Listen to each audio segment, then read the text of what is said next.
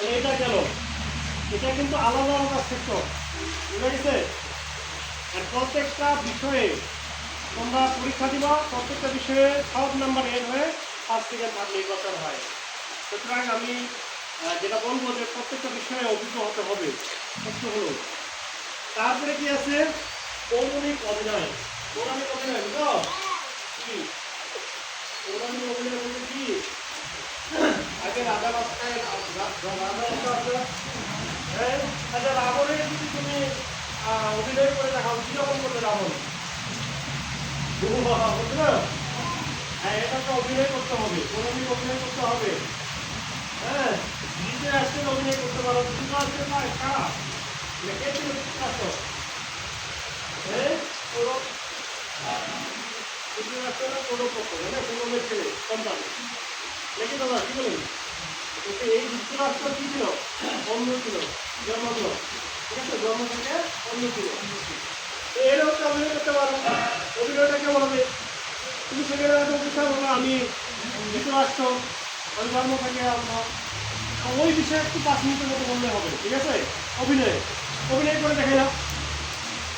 তাই এরকম পৌরাণিক যে গল্পগুলো আছে আমাদের, এরকম তোমরা অভিনয় করতে পারো।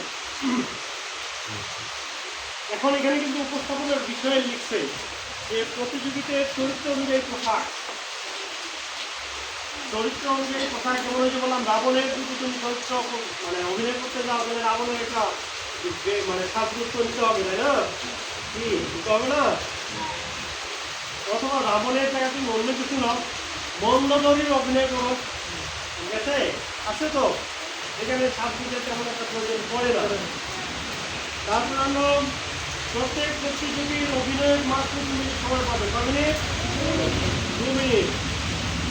প্রতিযোগীরা আনুষঙ্গিক জিনিসপত্র, ব্যাকগ্রাউন্ড মিউজিক, রেকর্ডিং, সংলাপ অথবা প্রাসঙ্গিক যে কোনো অডিও ক্লিপ ব্যবহার করতে পারে।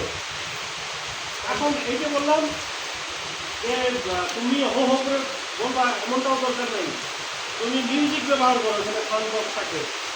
ঠিক আছে, তাহলে তাহলে তোমার তুমি খালি অভিনয় করবা, রোল পালন করবা, ব্যাস হয়ে গেল। এখন আসলো বিশেষ ক্ষেত্রে প্রতিযোগিতার কাহিনী নির্ভর নৃত্যকলা প্রতিযোগিতা করা। নৃত্যকলা বুঝো? নাচ। ঠিক আছে, নাচ। সেখানে কোনো গান থাকলে কিন্তু ফাইট থাকবে। ঠিক আছে।